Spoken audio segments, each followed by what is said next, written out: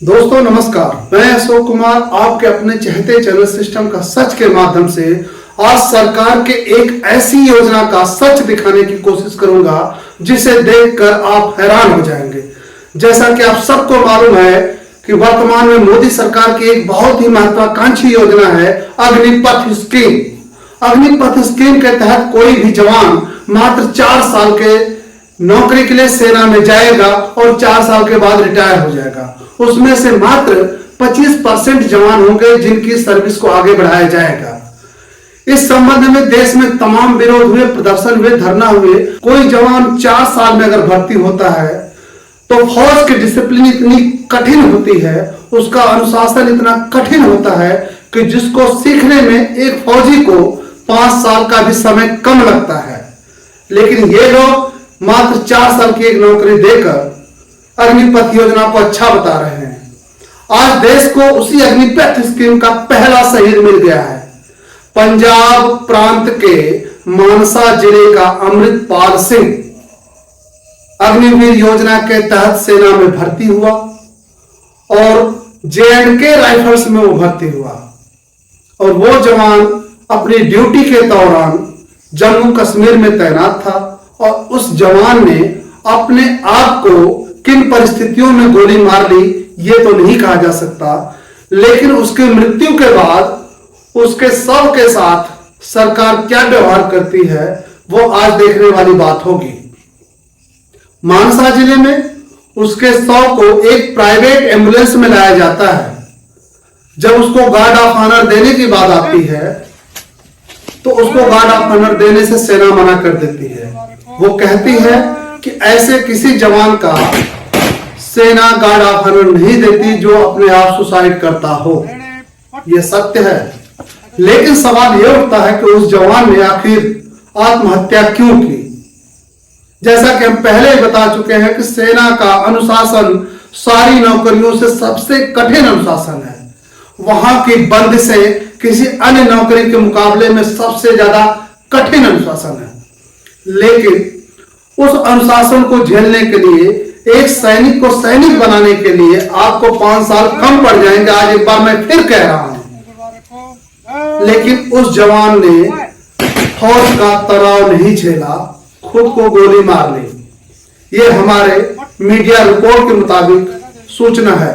यह घटना घटी है 11 अक्टूबर 2023 को।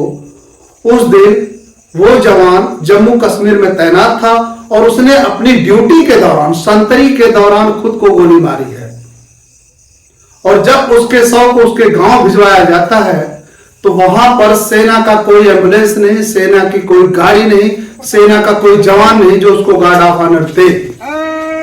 वहां के स्थानीय लोगों के दबाव के कारण जब वहां की राज्य सरकार ने इस पर एक्शन लिया तो उन्होंने अपनी तरफ से 4 पुलिस वालों को गार्ड ऑफ ऑनर देने के लिए भेजा है। और वो कैसे होता है वो हम आपको इस वीडियो में दिखा रहे हैं, आप इसको ध्यानपूर्वक देखिए। इस बारे में उत्तर प्रदेश के समाजवादी पार्टी के मुखिया अखिलेश यादव ने अपने ट्विटर हैंडल पर क्या लिखा है उसे हम आपको पढ़कर सुनाते हैं। पंजाब के अग्निवीर शहीद अमृतपाल सिंह के पार्थिव शरीर को न तो सैन्य सम्मान मिला न ही राजकीय सम्मान। ये त्रुटिपूर्ण सैन्य भर्ती का दुष्परिणाम है। सैनिकों को उनका यथोचित सम्मान हर दशा अवस्था में मिलना ही चाहिए। हम इस शहादत को सत सत नमन करते हैं।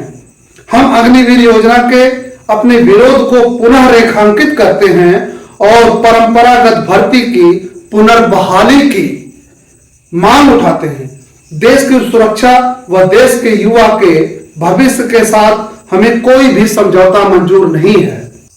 इस बारे में कांग्रेस पंजाब इकाई के प्रमुख अमरिंदर सिंह राजा वटिंग ने कहा कि यह हमारे देश के लिए एक दुखद क्षण है, क्योंकि अग्निवीर योजना के तहत भर्ती किए गए सैनिक को एक निजी एम्बुलेंस में घर वापस भेजा गया और कोई गार्ड ऑफ ऑनर नहीं दिया गया।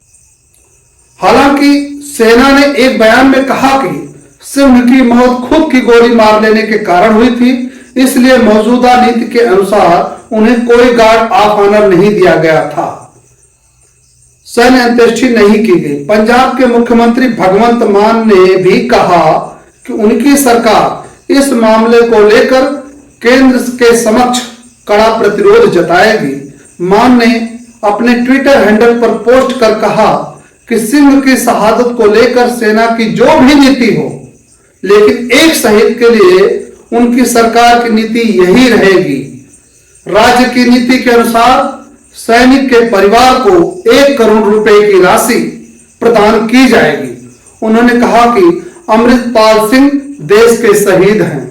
ये जो शहीद अमृतपाल सिंह हैं, ये पुंछ सेक्टर में जम्मू कश्मीर राइफल की एक बटालियन में तैनात थे।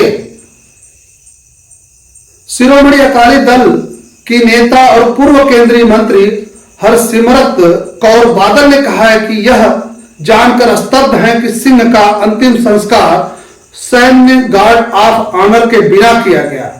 उन्होंने मामले में रक्षा मंत्री राजनाथ सिंह से हस्तक्षेप की मांग करते हुए सभी शहीद सैनिकों को सैन्य सम्मान देने की आवश्यक निर्देश देने की मांग की। सेना ने शनिवार को एक बयान में कहा कि एक दुर्भाग्यपूर्ण घटना में अग्निवीर अमृतपाल सिंह ने राजौरी सेक्टर में संतरी ड्यूटी के दौरान खुद को गोली मार ली, जिससे उनकी मौत हो गई। अधिक विवरण सुनिश्चित करने के लिए कोर्ट ऑफ इंक्वायरी जारी है। और राघव चड्ढा जो आम आदमी पार्टी के प्रमुख नेता हैं, उन्होंने क्या कहा है? उन्होंने कहा कि अग्निवीर योजना जब आई थी तब आम आदमी पार्टी ने उस पर सवाल उठाए थे। आज जिसका डर था वही हुआ। जब उनका शव लाया गया घर तो कोई भी सैन्य सम्मान नहीं दिया गया। उन्हें या उनके परिवार वालों को न कोई पेंशन दी जाएगी, न ही शहीद का दर्जा दिया जाएगा। ऐसा क्यों हुआ कि उनके शव को प्राइवेट एम्बुलेंस में भेजा गया? क्या यह है अग्निवीर स्कीम की असली सच्चाई? तो दोस्तों, आपने देखा कि किस प्रकार एक अग्निवीर सैनिक को सरकार ने कितना सम्मान दिया। आखिर क्या वजह रही होगी कि उस सैनिक ने सुसाइड कर लिया? इसके बारे में अभी ये जांच का विषय है।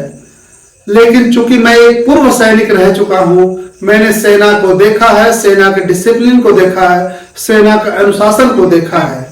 वहां पर तालमेल बिठाना किसी भी एक आम आदमी के लिए काफी कठिन काम है। और ऐसी परिस्थितियों में जब आपको यह पता होता हो कि आप मात्र 4 सालों के लिए सेना में भर्ती हैं, तो आपके ऊपर और ज्यादा मानसिक प्रेशर होगा।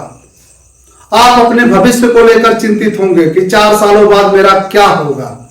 ऐसी परिस्थितियों में वो जवान जब वहां के कठिन डिसिप्लिन को नहीं समझ पाया, उसके साथ तालमेल नहीं बिठा पाया, तब उसने सुसाइड का कदम उठाया होगा।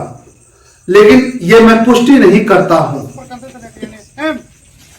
आज सेना में आत्महत्या के बहुत मामले आए हैं। इसके पहले बहुत सारी आत्महत्याएं होती रही हैं। आखिर सैनिक आत्महत्या क्यों करता है?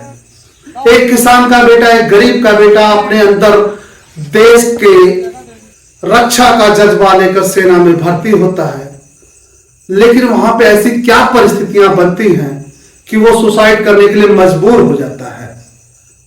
और एक बात और, अग्निवीर योजना में सैनिकों की छुट्टी को भी कम कर दिया गया है। पहले जो एक जवान को वर्ष में एनुअल लीव के रूप में, यानी वार्षिक अवकाश के रूप में 56 दिन की छुट्टी मिलती थी, आज उसे घटाकर 28 दिन कर दिया गया है या 30 दिन कर दिया गया है। यानी सरकार ने वार्षिक अवकाश को आधा कर दिया है।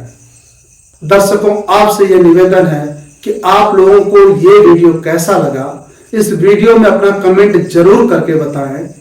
और अगर वीडियो अच्छा लगा हो तो प्लीज हमारे वीडियो को अधिक से अधिक शेयर करें।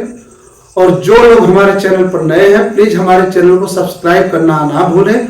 और सब्सक्राइब करने के साथ बेल आइकन की घंटी को जरूर दबा दें, ताकि हमारे हर वीडियो की पहले नोटिफिकेशन आपको मिल सके। आज के लिए बस इतना ही। जय हिंद, जय भारत, वंदे मातरम।